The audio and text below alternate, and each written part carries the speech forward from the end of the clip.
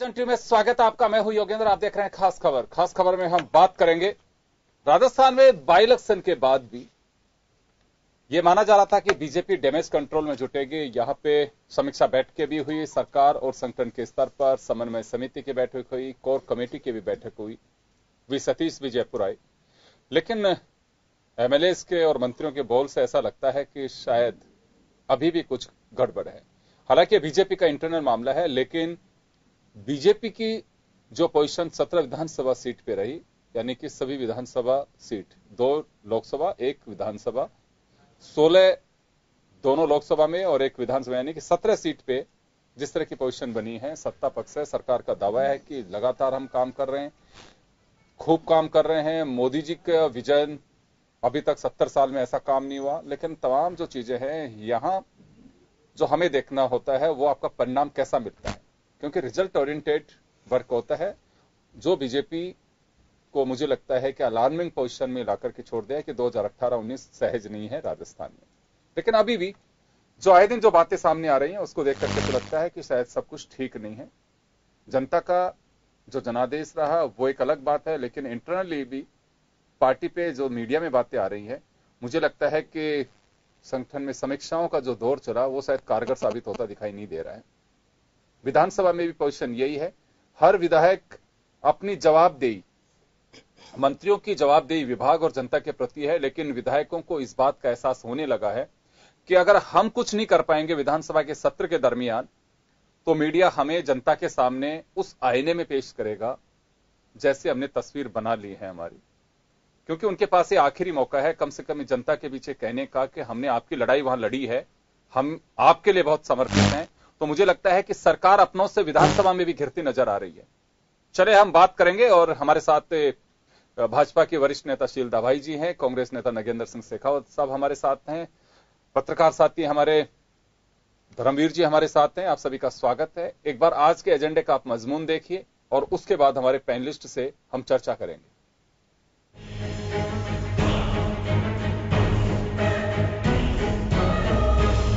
प्रदेश में बीजेपी को 3 सीटों पर करारी शिकस्त मिली। इसके बाद उम्मीद जताई जा रही थी कि बीजेपी हार से सबक लेगी और संगठनात्मक स्तर पर खुद को और मजबूत करके आने वाले विधानसभा चुनाव की तैयारी में जुट जाएगी।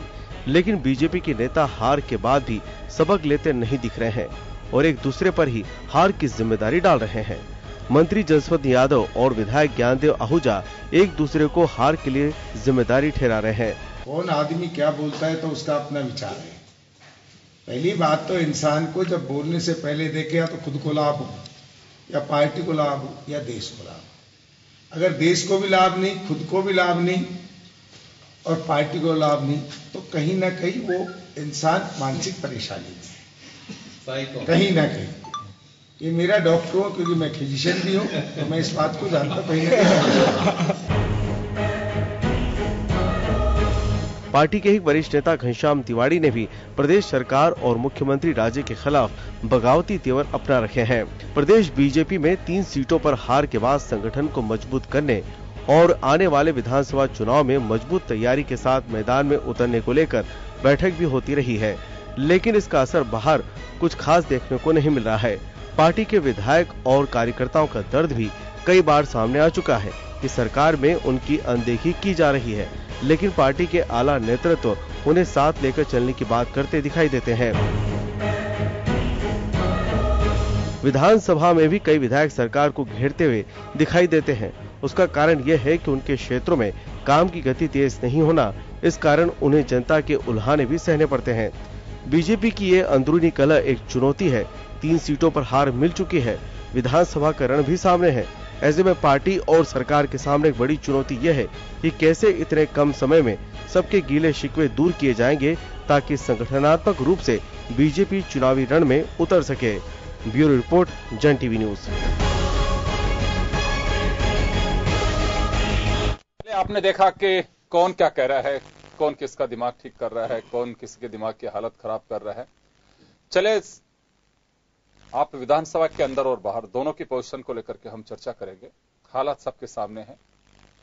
धर्मवीर जी हमारे साथ में। धर्मवीर जी, मैं एक बात जानना चाहूंगा कि देखिए, पहले भी हमने बात की तो ये जो बाई इलेक्शन था ये कांग्रेस के लिए ये कहें कि एक एंजॉयमेंट, अगर कुछ भी मिलता है तो कांग्रेस को हासिल हो रहा था। बीजेपी अगर एक भी सीट खोती है तो बीजेपी लूज कर रही है, क्योंकि तीनों सीट पे बीजेपी का कब्जा था।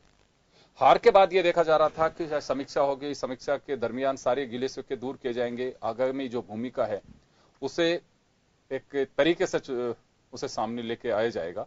क्योंकि अगर ऊपर से कोई मैसेज जाता है कार्यकर्ताओं तक, वो खबर पहुंचती है, कार्यकर्ताओं का मनोबल टूटता तो है, ये एक अजीब सा वातावरण पैदा होता है उसमें, जो बीजेपी को मुझे लगता है कि इस दौर का सामना करना पड़ रहा है। बेशक पार्टी के नेताओं को दिखाई नहीं देता हो। विधानसभा में पोजीशन यही है, जैसे मैंने कहा भी, कि हर विधायक अपनी उपस्थिति इस नाम से दर्ज कराना चाहता है कि मैंने मेरे क्षेत्र की समस्या को उठाया, और सरकार अपनों से गिरती नजर आती है, अपनों से उलझती नजर आती है।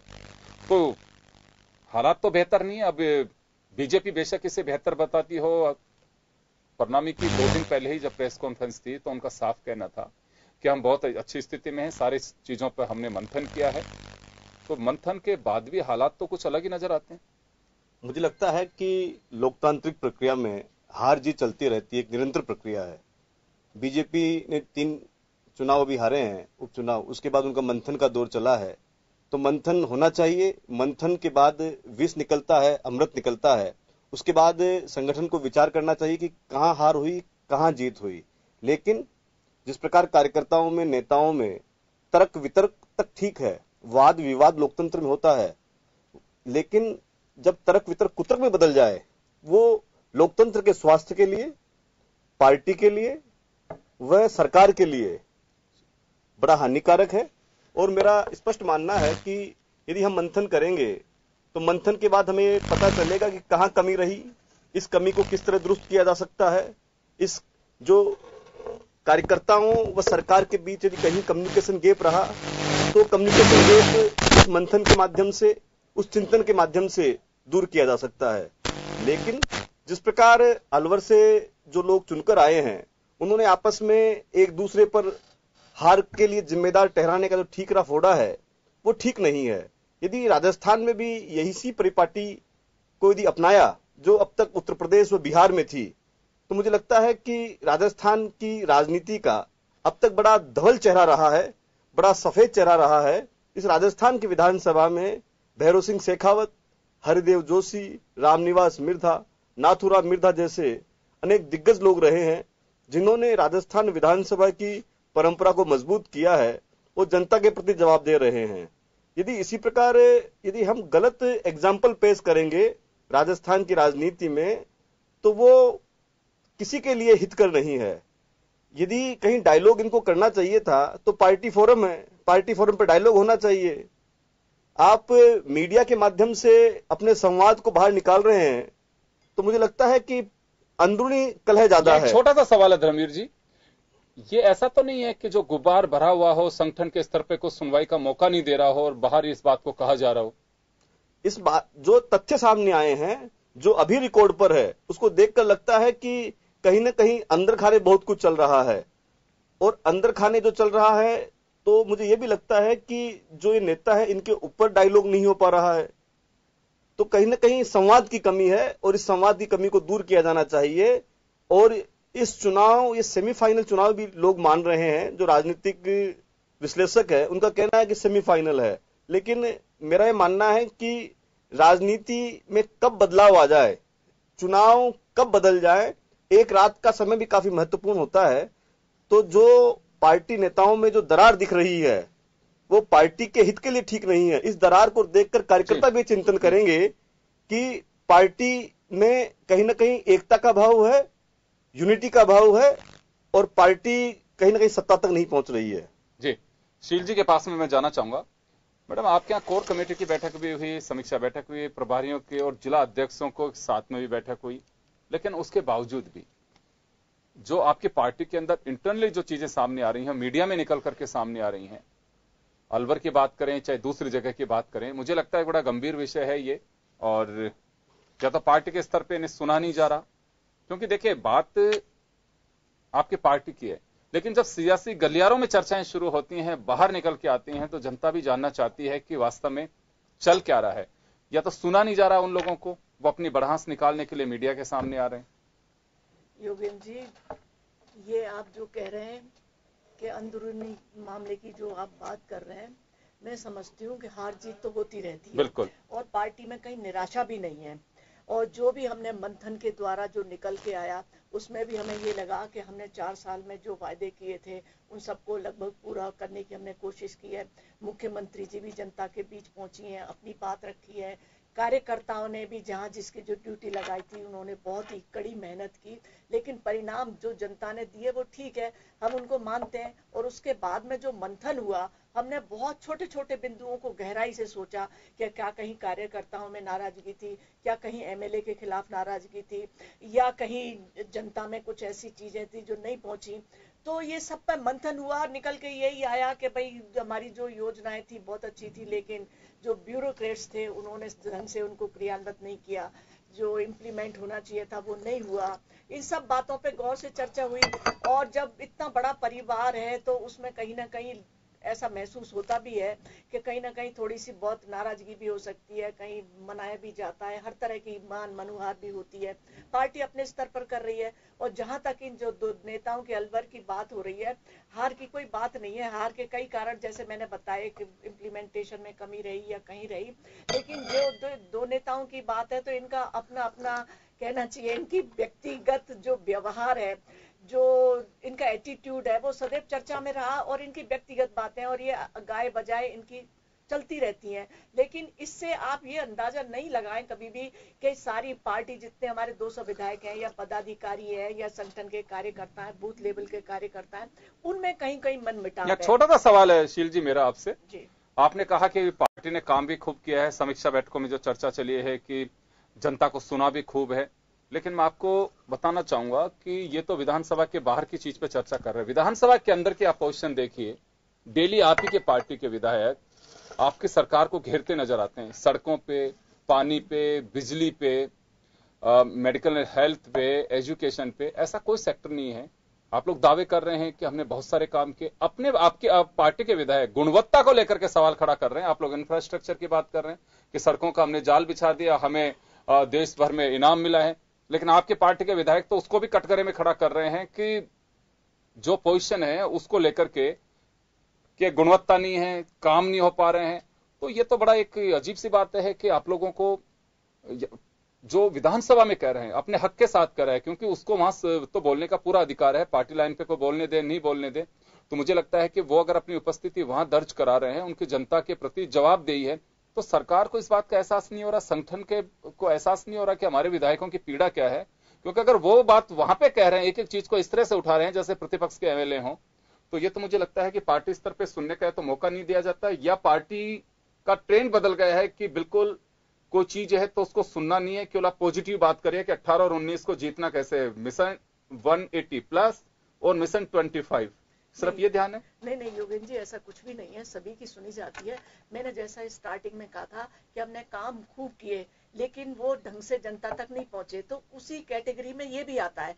जो आप सड़कों की बात कर रहे हैं, गुणवत्ता की बात कर रहे हैं, तो कहीं ना कहीं जो कर्मचारी है, जो ब्यूरोक्रेट्स हैं, उन्होंने ढंग से इम्प्लीमेंट नहीं किया, और कई बार भ्रष्टाचार के मामले भी आए हैं, सरकार पर भी गए हैं और उन पर कार्रवाई भी हुई है, सस्पेंशन भी हुआ है, और जो कंपनियां हैं जो काम कर रही है उनके टेंडर भी निरस्त हुए। सरकार के ये ध्यान में, चूंकि ये आखिरी बजट है, जैसे आपने पहले कहा था कि हर विधायक चाहता है कि उसकी बात उस विधानसभा में हो, ताकि वहां के जो जनता है उसको लगे कि हमारा प्रतिनिधि हमारी बात उठा रहा है। तो ये अच्छी बात है, मैं कहना चाहूंगी कि तो बहुत अच्छी बात है कि अगर गुणवत्ता की बात यहाँ पर सार्वजनिक रूप से होती है तो लगता है उनको कि हमारी बात का ज्यादा इम्पैक्ट आएगा, कर्मचारियों पर भी इम्पैक्ट आएगा और सरकार भी इसको गंभीरता से लेगी। तो यही विचार करके उठा रहे तो ये अच्छी बात है। और बाकी की जो मैं कहूं कि कहीं किसी भी तरह का कोई मनमुटाव नहीं है पार्टी में, और बार बार निरंतर, अभी इतना ही नहीं कि 2-4 दिन ही मीटिंग होकर रह गई हो, निरंतर लगातार संवाद जारी है। अभी भी रोज देख लीजिए आप, संगठन महामंत्री जी हैं जो एक एक छोटे से लेकर बड़े कार्यकर्ता को, हर संगठन के जो है अपने अग्रिम मोर्चे हैं उनको भी बुला रहे हैं। छोटे से छोटा कोई बूथ का कार्यकर्ता है उससे भी पूछ रहे हैं कि आप बताइए आपको इसको इम्प्लीमेंट करने में या बूथ तक जाने में क्या प्रॉब्लम आ रही है। छोटी मोटी समस्याएं जो इस टाइम पे बहुत उभर कर आ रही है उन पर भी ध्यान दिया जा रहा है। तो मैं समझती बहुत जल्दी सारी स्थिति पर नियंत्रण होगा और भारतीय जनता पार्टी वापस उसी उत्साह से क्योंकि धीरे धीरे मनोबल ये मैं एक बात कहना चाहूंगा आपको यहां से, विधानसभा में हम सुनते हैं अक्सर और बाहर भी आपकी पार्टी का जो अपना एक स्ट्रक्चर बना हुआ है, सबसे पहले अपनी योजनाओं से ज्यादा आप गुणगान कांग्रेस का करते हैं कि खजाना खाली मिला, कांग्रेस ने इतने साल तक इस प्रदेश को किस बर्बादी की ओर लेकर के गए, कैसे कांग्रेस से कैसे अकाल, इस टाइप के कुछ काल जिसे बोला गया, ये अलवर में भी आई थी बात। तो इस तरह की जो चीजें हैं, मुझे लगता है कि वक्त ऐसा आ गया है कि बीजेपी को अब अपने एजेंडे पे फोकस करना चाहिए बजाय कांग्रेस पे, क्योंकि आधे से ज्यादा वक्त हम देखते हैं कि विधानसभा में आपके एमएलए बोलेंगे कहीं पे निगाहे कहीं पे निशाना। ये धर्मवीर जी बैठे हुए हमारे साथ में, शुरुआत करेंगे कि हमारे यशस्वी मुख्यमंत्री जी नरेंद्र मोदी जी के विजन को हम आगे लेकर के चल रहे हैं, हम उनका धन्यवाद ज्ञापित करते हैं कि प्रदेश का चौमुखी विकास किया, और फिर जाकर के अपने मंत्री के गिरबान पे हाथ डालना शुरू करते हैं कि आपने ये काम नहीं किया, आपके इस काम की गुणवत्ता में ये है, अधिकारी आपको गुमराह कर रहे हैं। भाई आप शुरू से बोल दीजिए, इतनी आवश्यकता क्या पड़ी है कि कांग्रेस ने ये नहीं किया। तो मुझे लगता है कि अब तो खुद की बात कहनी चाहिए। अभी भी कांग्रेस को घेरते रहोगे, अब तो 5वें साल में प्रवेश कर चुके हैं आप। देखिए, जनता को ये दोनों में डिफरेंस पता चलना चाहिए कि क्या स्थिति थी और क्या हुआ। जब तक कंपैरिजन नहीं होगा योगेंद्र जी, तब तक जनता को कैसे पता चलेगा। जो हमने किया जब कंपैरिजन में आएगा तभी तो पता चलेगा। जो नरेंद्र मोदी लेकिन सील जी, अब तो राजस्थान का लिटरेसी रेट जो है काफी बढ़ चुका है, लोग समझदार होने लगे हैं, पढ़ रहे हैं, लिख रहे हैं, वो चीजों को जानते हैं। अब वो देखना ये चाहते हैं कि आप अपना एजेंडा बताइए कि आप क्या कर रहे हैं। छोड़े कांग्रेस ने जो कुछ किया तब तो भुगत करके नापक्ष लॉबी में जाना पड़ा उन्हें, तो आप उनको क्यों घसीटे जा रहे हैं। नहीं, देखिए, आप नरेंद्र मोदी जी की बात कर लीजिए, वसुंधरा जी की बात कर लीजिए, नेतृत्व तो उनका है। जो कुछ हुआ तो उनको तो श्रेय देना ही पड़ेगा, ये तो फर्ज बनता है हमारा। और एक जनता की डिमांड भी है कि भैया आपके नेतृत्व जो है, चाहे सेंटर का हो चाहे राज्य का हो, उन्होंने क्या किया, तो ये तो बताना पड़ता है। तो इसमें तो कहीं कोई प्रॉब्लम होनी नहीं चाहिए कांग्रेसियों को। और जहां तक कंपैरिजन की बात है, तो बिना कंपैरिजन मार्केट में भी आप देखिए 10 प्रोडक्ट आते हैं तो वो यही बताते हैं कि देखिए इसमें ये खराबी है, ये हमारी अच्छी है। तो ये इसको मार्केटिंग भी आप कह सकते हैं, कोई से भी शब्दों का यूज कर ले। तो चलिए, तो अभी भी बीजेपी की रणनीति तो यही रहेगी, कांग्रेस के साथ में हमने तुलनात्मक स्ट्रेटेजी जो बनानी है, रणनीति जो बनानी है, उसका हिस्सा कांग्रेस के साथ तुलना होगी। नगेंद्र जी, बेशक आप लोग 17 विधानसभा सीट पर जीत दर्ज कराई हो, लेकिन अभी भी बीजेपी का मानना है कि हम कांग्रेस से बेहतर है और कांग्रेस से तुलना करके जनता के बीच जाएंगे। नहीं, जो जिस तरह की बात भारतीय जनता पार्टी के लोग कर रहे हैं, और जैसा कि मैडम ने भी कहा कि कंपैरिजन लोगों को पता चलना चाहिए कि क्या कांग्रेस की कमियां हैं या क्या खूबी है और क्या भारतीय जनता पार्टी की है। तो मैं माननीय शील दावा जी को बताना चाहता हूँ कि अभी हाल ही में जनता ने इस बात को बता दिया है कि वो समझ चुके हैं कि वास्तविकता क्या है, कब तक झूठे जुमलों के आधार पे, झूठे वादों के आधार पे और खोखले जो है इरादों के आधार पे आप सरकार चलाएंगे। आज आप देखिए कि सरकार का अभी लगभग 9 से 10 महीने का कार्यकाल बाकी है, फिर भी जनता ने सारी वास्तविकता को समझते हुए जिस तरीके से उपचुनावों में अपना मैंडेट दिया है, निश्चित रूप से एक सबक जो है भारतीय जनता पार्टी को लेना चाहिए। लेकिन वो सबक नहीं ले पाएंगे क्योंकि उनको खुद को पता है, उनके यहाँ नींव जो है खोखली हो चुकी है, खुद वहाँ के जो कार्यकर्ता है वो हताश हैं। और उसी का कारण ये था कि हमने एक बार पहले भी हम लोग यहाँ बैठे हैं योगेंद्र जी, जब अमित शाह जी यहाँ आए थे, वैसे इनकी पार्टी का अंदरूनी मामला है, लेकिन ये मामला अब जो है उजागर हो गया है और सब लोगों के बीच में मीडिया के माध्यम से आ चुकी है बातें, तो हम उस पर अपनी बात रख सकते हैं। उस समय भी हमने यहाँ बात की थी कि जिस तरीके से अमित शाह जी का दौरा हुआ और उसके बाद संगठन की बैठकें हुई और कार्यकर्ता को बूथ स्तर पर फिर से वापस तैयार करने की बातें कही गई, मिशन 180 की बातें कही गई, तो कहीं ना कहीं लगता था कि ये जो बातें हैं वो उतनी प्रभावशाली तरीके से नहीं की जा रही है, सिर्फ एक मीडिया में और एक जनता को दिखाने के लिए सिर्फ एक माहौल बनाया जा रहा है। बाकी अंदरूनी तौर पे भारतीय जनता पार्टी का कार्यकर्ता बहुत ही निराश हो चुका है और लगातार जो है विधायकों के बयान आ रहे थे, ज्ञानदेव आहूजा और घनश्याम तिवारी जी से तो हम परिचित हैं कि लगातार वो सरकार के ऊपर उंगलियां उन्होंने उठाई थी। और अब इस बजट सत्र में और इन उपचुनावों के बाद लगभग जो है जिस तरीके से विधानसभा में विधायकों की नोकझोंक हुई है, सत्ता पक्ष के विधायकों की, आप देखिए उससे ये साबित हो रहा है कि जो मुख्यमंत्री न आम जनता से मिलना तो बहुत दूर, एमएलए से मिलना बहुत दूर, मंत्रियों तक से जो नहीं मिलती थी, आज एक असंतोष न केवल विधायकों में, कार्यकर्ताओं में है, बल्कि आम जनता में जो है आक्रोश, वो तो उपचुनावों के माध्यम से सामने आ चुका है, लेकिन अब कार्यकर्ताओं का और एमएलए का जो है आक्रोश हमारे सामने आ रहा है जी। और आप ही देखिए, जहां तक कांग्रेस की बात है, कांग्रेस ने कभी जो है संगठन पे, भारतीय जनता पार्टी के संगठन पे और इसके ऊपर कभी आक्षेप नहीं लगाए। हमेशा ये कहा गया कि मुख्यमंत्री जो है जनता से नहीं मिलती है, हठधर्मिता के साथ जो है शासन चल रहा है और मुख्यमंत्री और सरकार पे आरोप लगाए गए। लेकिन हमेशा भारतीय जनता पार्टी ने कांग्रेस के संगठन के ऊपर आरोप लगाया कि कांग्रेस में गुटबाजी है।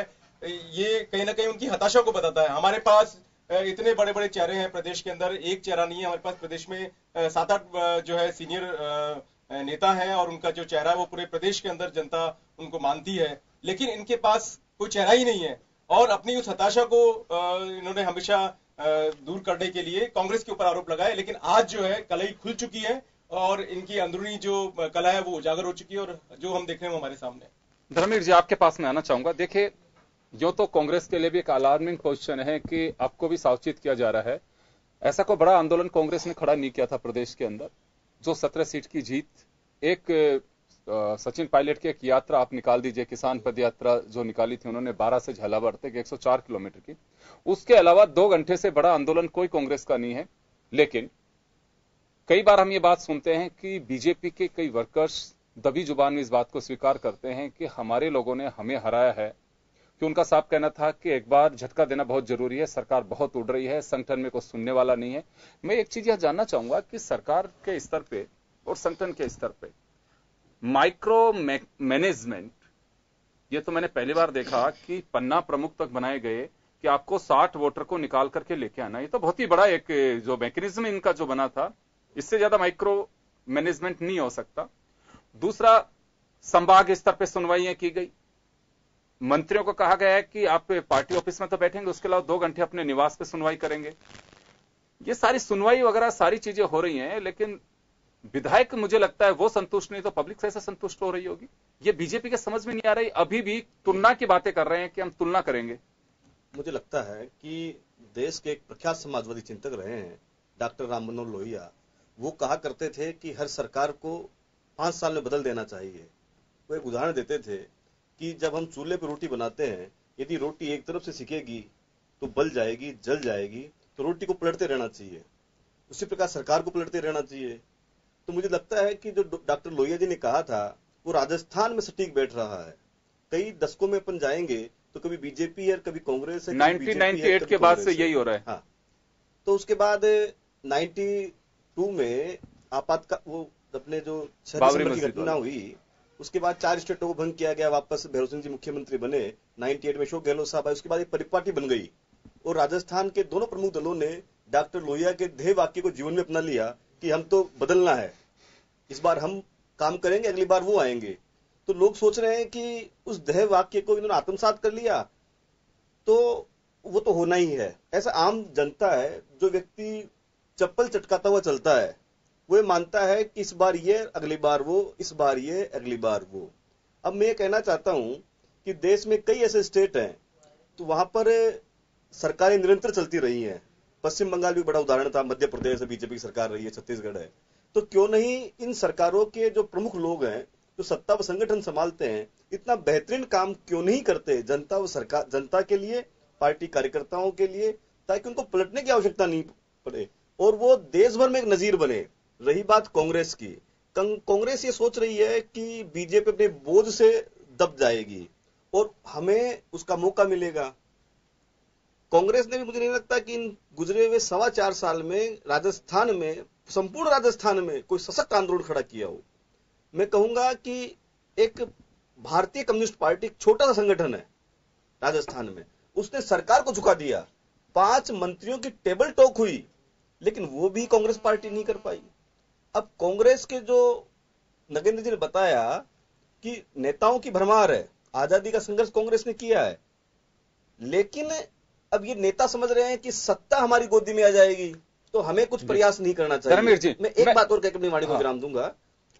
डॉक्टर लोहिया जी एक बात और कहा करते थे कि किसी भी राजनीतिक नेता हो या कार्यकर्ता हो, वो 11 महीने संघर्ष करे और संघर्ष को इतना तेज करे कि 1 महीने तक वो जेल में रहे, क्योंकि जब जनता के लिए संघर्ष करना है तो 1 महीने तक जेल की यात्रा भी वो करे। लेकिन लगता है कि राजनीति नेताओं में, दलों में जो दर्शन था वो लुप्त हो गया है और सत्ता ही महत्वपूर्ण दर्शन और लक्ष्य रह गया है। तो इस पर दोनों प्रमुख दलों को सोचना चाहिए, विचार करना चाहिए, और कथनी व करनी में जो बड़ा अंतर आया है वो बड़ा ही दुर्भाग्यपूर्ण है। चलिए मैं एक बार वापस आपके पास में लौटूंगा, एक छोटे से ब्रेक के लिए रुकेंगे, ब्रेक के बाद वापस लौटेंगे।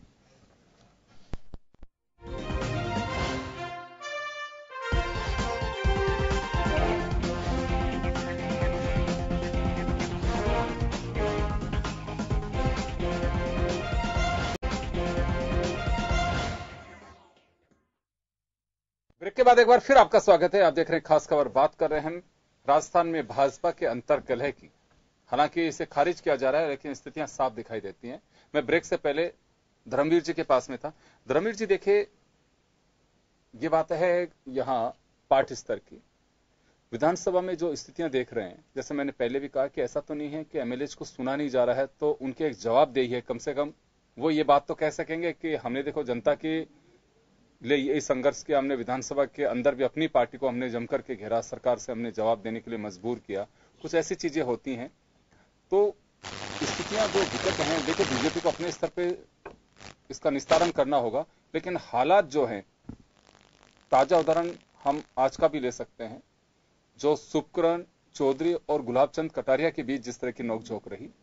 सुखकरण चौधरी को यह कहना पड़े सत्ता पक्ष के एमएलए को कि मैं इस्तीफा दे दूंगा अगर मैं गलत हूं तो, यानी कि उसकी सुनवाई नहीं हो रही है।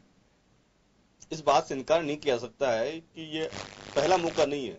इससे पहले रामगढ़ से आने वाले विधायक ज्ञानदेव आहूजा ने गृह मंत्री पर ही नहीं, पूरी सरकार पर आरोप लगाया कि एक एसपी प्रत्येक थाने से 15 लाख रुपए की उगाही लेता है, उसको क्यों नहीं बदला जा रहा, आखिर क्या कारण है। वो सरकार की ऐसी उनसे क्या मिठास है एसपी साहब से कि तमाम तरह के भ्रष्टाचार, व्यभिचार, अनाचार, ऐसे ऐसे शब्दों का उपयोग किया। सदन में गुलाब जी वहां बैठे थे कि रिश्वत लेते हैं, 1.5 लाख रुपए की उगाही होती है।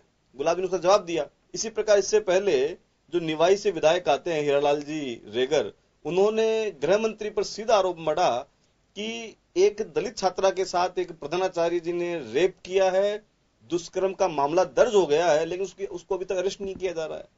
तो मुझे लगता है कि जो लोग चुनकर आ रहे हैं, इसमें दो बातें मुझे इस पर दिखाई देती हैं कि एक तो कार्यकर्ताओं की सुनवाई नहीं है।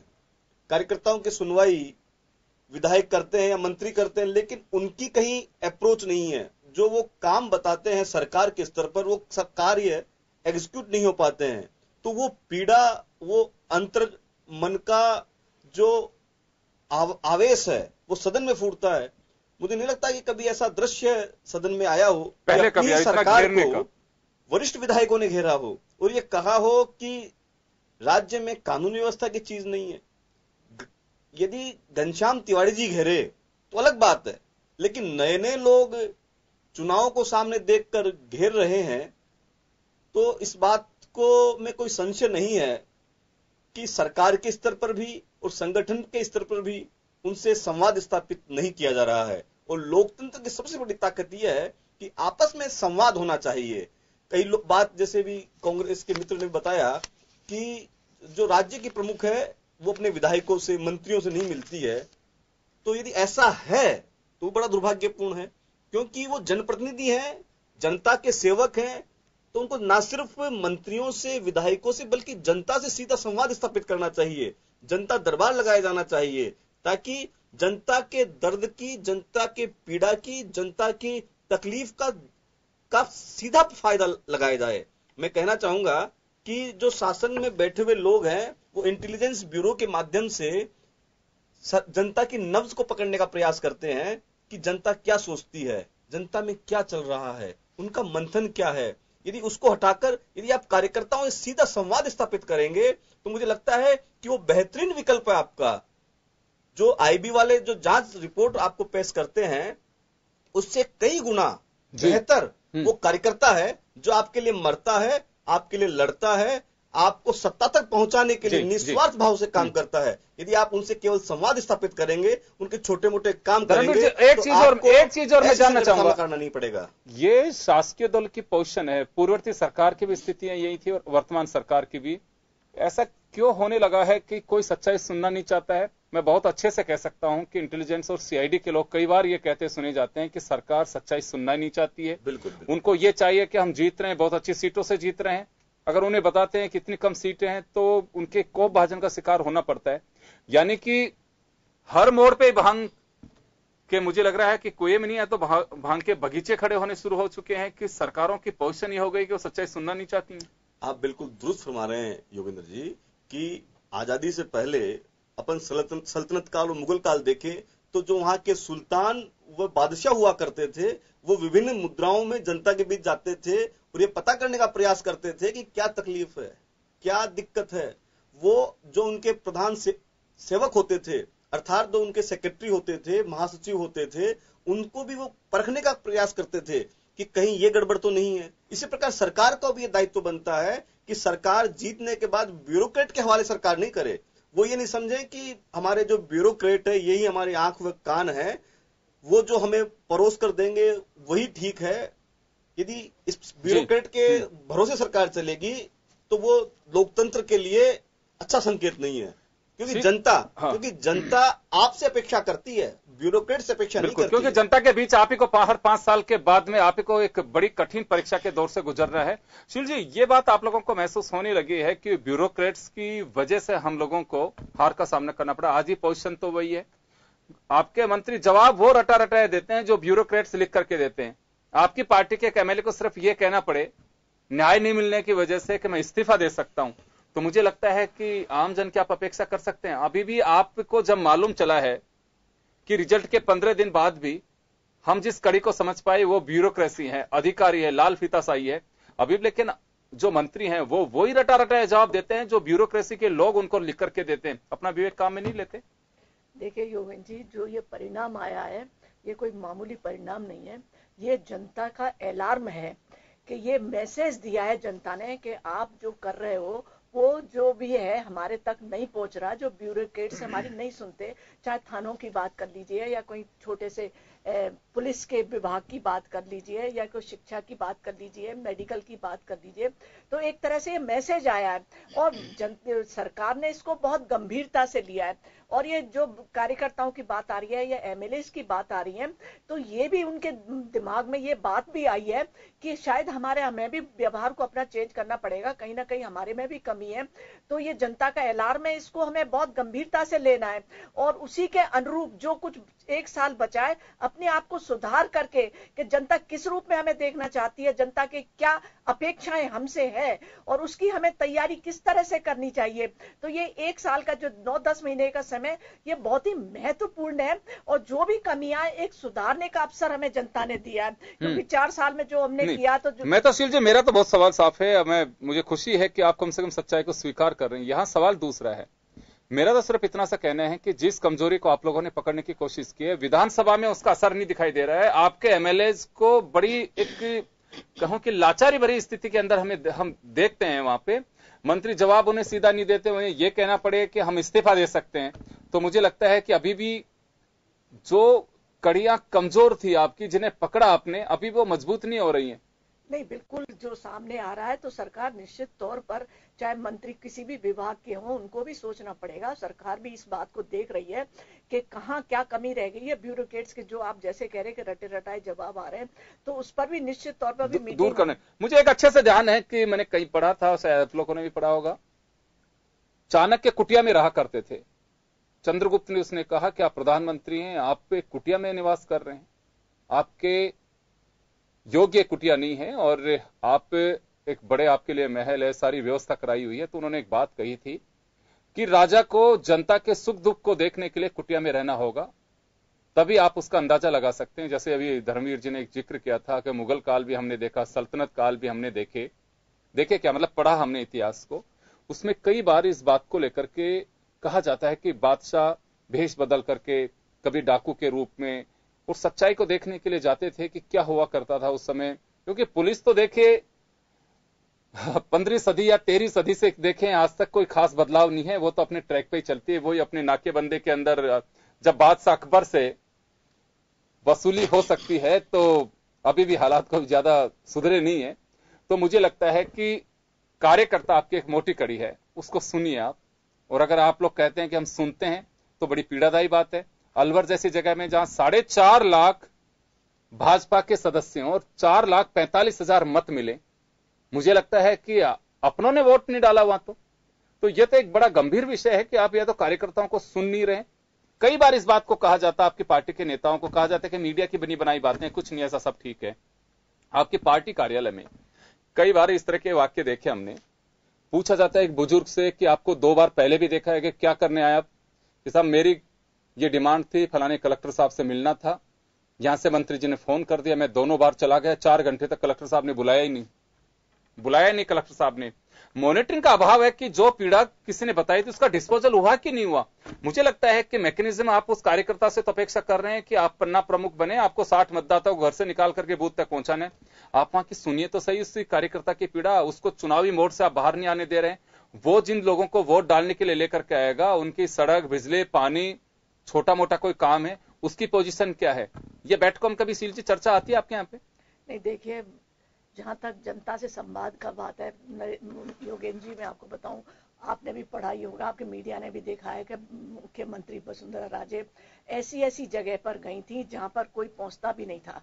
मैं सहमत हूं, पहली बार कोई मुख्यमंत्री निकल करके संभाग स्तर पे गए, बहुत अच्छी बात है, जिलों में जाकर गए। मैं तो ये कह रहा हूं कि मुख्यमंत्री जी ने भी अगर किसी चीज को पकड़ा है, उसका डिस्पोजल हुआ कि नहीं हुआ, उसकी मॉनिटरिंग किसके पास में, आप तो मुझे बता दीजिए। नहीं, देखिए, बिल्कुल सीएमओ से इसकी मॉनिटरिंग भी की गई और मैं आपको उदाहरण भी दे सकती हूं कि डायरेक्ट जो वहां के कलेक्टर से मैडम ने बात की और सीएमओ से भी बात की और उसकी समस्याओं का निदान भी हुआ। लेकिन मैं फिर भी ये नहीं कह सकती कि जितनी सारी समस्याएं उनका समाधान हो गया, अभी भी बहुत लंबित हैं। जो अपने न्याय आपके द्वार सरकार लगा रही है, उसमें भी लाखों लोगों की जो इतने समय से पेंडिंग पड़ी हुई थी, उनका भी समाधान हुआ। मैं बार बार ये बात कह रही हूं कि हमने हर तरह से जनता की समस्याओं का समाधान करने की कोशिश की, अपनी तरफ से बहुत प्रयास किए, लेकिन फिर भी कहीं ना कोई कमी रह गई, जिससे जो हमें ये परिणाम भुगतना पड़ा।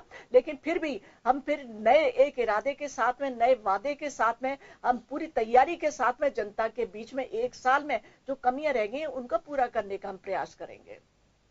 चलिए, बड़ी खुशी की बात है अगर आप लोग पूरा करेंगे, ये ठीक बात है। नगेंद्र जी, आपके पास में आना चाहूंगा मैं। सरकार आपकी भी जब थी, ये लास्ट का जो सेशन होता है कहीं पे भी, जिसे बजट सेशन, लास्ट सेशन तो मैं नहीं कह सकता इसे, क्योंकि अभी एक सत्र और बुलाया जा सकता है जुलाई या अगस्त के अंदर, 6 महीने के दरमियान एक बार सत्र बुलाना होता है, क्योंकि नवंबर में इलेक्शन ड्यू है।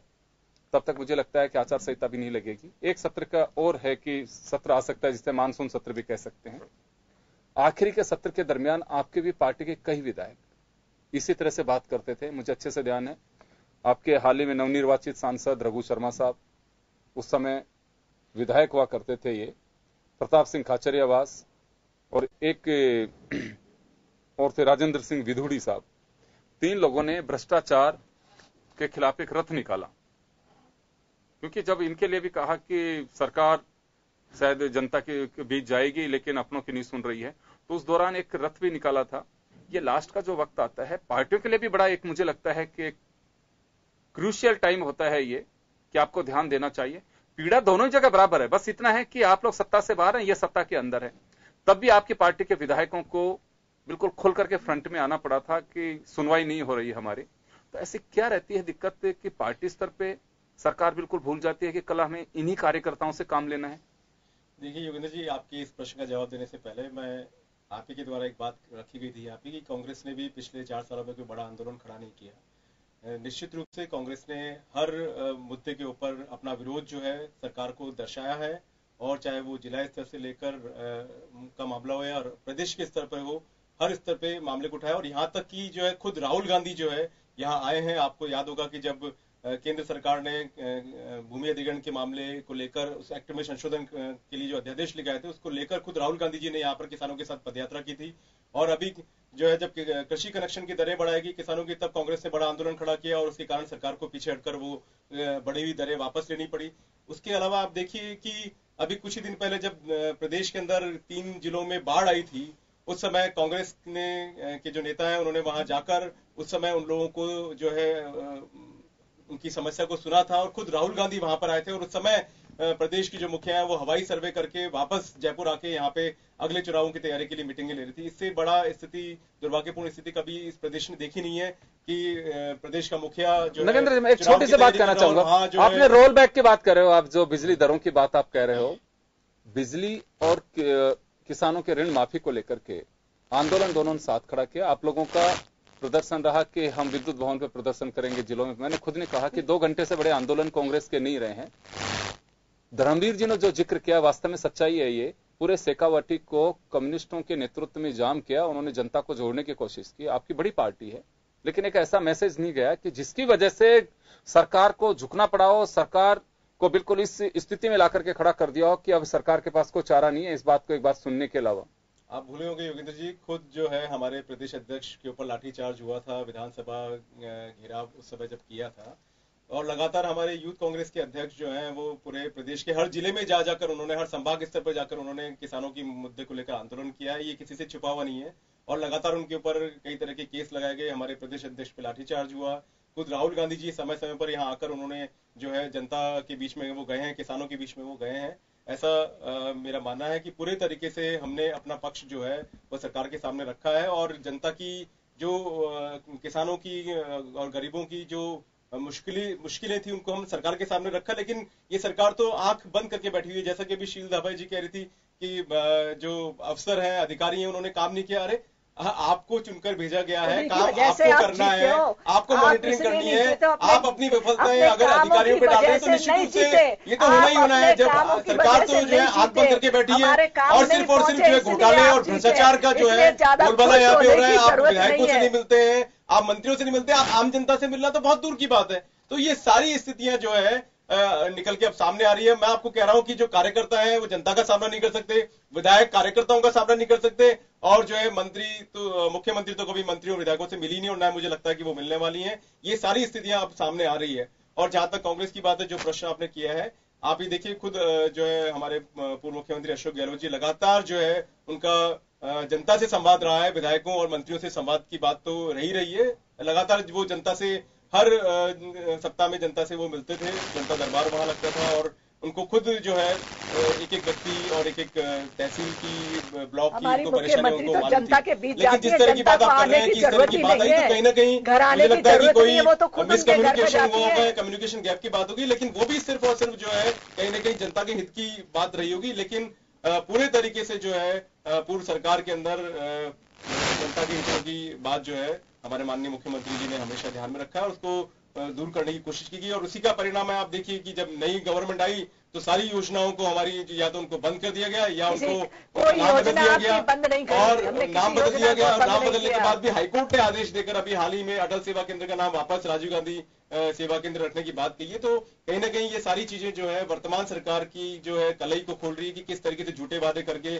झूठी स्वराज संकल्प करके आपने जनता को बरगलाया और कार्यकर्ताओं ने आपकी बातों पर विश्वास किया, आपके कार्यकर्ताओं ने चीजा लगाकर आपको जिताया। लेकिन उसके बाद आज ये पहला ऐसा मामला है कि जब 163 विधायक चुनकर कोई इतनी मजबूत सरकार बनी, लेकिन बदले में जनता को कुछ नहीं मिला। आज भी जनता जो है हाथ पे हाथ धरे बैठी है, उसको समझ में नहीं आ रहा कि किस तरीके सरकार प्रदेश में काम कर रही है।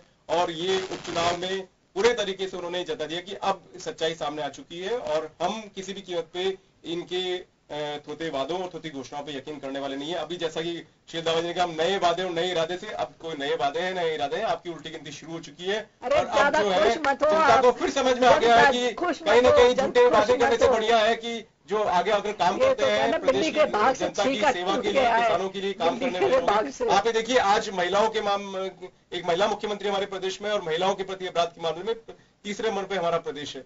सांप्रदायिक हिंसा के मामले में हम दूसरे नंबर पे हैं।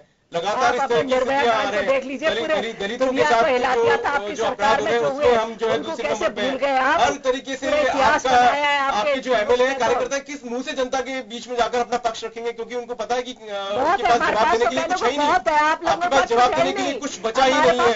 और जितना आपने दिखाया, अरे आप क्या करने वाले हम तो अपने विजन लेके देखिए जा रहे हैं। जी, उपचुनाव में जो आपकी 17 कह रहे विधानसभाओं ना, पे जो हार हुई, कह रहे उसके ना, बाद भी अगर आप नहीं, आप झूठी अपने बात उस यहाँ पे पर- करेंगे तो आप मेरे ख्याल खुश से मत हो, आप ज्यादा खुश आपको अपनी मत हो। गिरेबान में झांकने की जरूरत है, बजाय आप झांक जो लिया ना, है आप झांक हम पर के अभी भी तो- आप आरोप आप लगाए। झांक के ही कब बात तक कर आप रहे हैं। कांग्रेस पे आरोप लगाकर सरकार चलाएंगे? आज 4 साल हो गए आपकी सरकार को, अभी भी आप कांग्रेस के ऊपर आरोप लगाते चलो, हैं। निखिल जी, आपको मैं रोकना चाहूंगा एक बार रोकना चाहूंगा आप दोनों को। मैं एक चीज जानना चाहूंगा यहाँ पे, चाहे जसवंत यादव की बात हो या फिर ज्ञानदेव आहूजा की बात हो या फिर दूसरी बातें हो या विधानसभा के अंदर की कोई बात हो, मैं धर्मवीर जी एक चीज जानना चाहूंगा,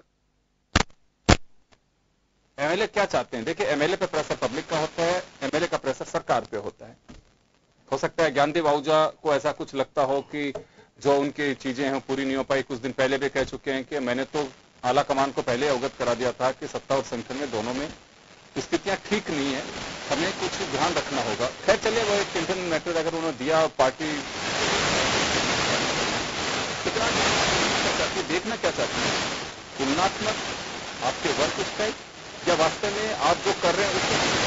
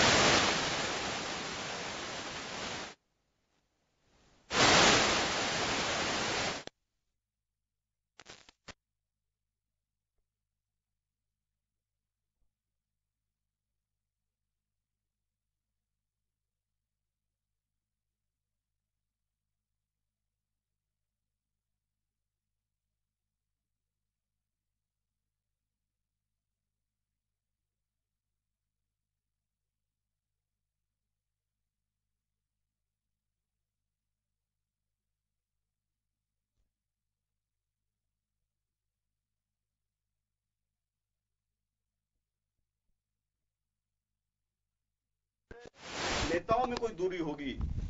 सवाल यह है कि आखिर ये दूरी क्यों बनती है? दूरी का जो प्रमुख कारण है, जो अब तक कई राजनीतिक विश्लेषकों ने देखा है, वो ये सामने आता है कि जो कम्युनिकेशन गैप है, जैसा कि सील जी ने भी फरमाया कि हमारी सरकार ने बेहतरीन कार्य किए, लेकिन वो बेहतरीन कार्य आवाम तक नहीं पहुंच पाया। तो भाई आवाम तक पहुंचाने के लिए पूरा आपका सूचना जनसंपर्क विभाग है, उसने पूरा प्रयास किए, खूब विज्ञापन दिए, लेकिन कमी वहां रह गई जो वहां आपका कार्यकर्ता था, उस कार्यकर्ता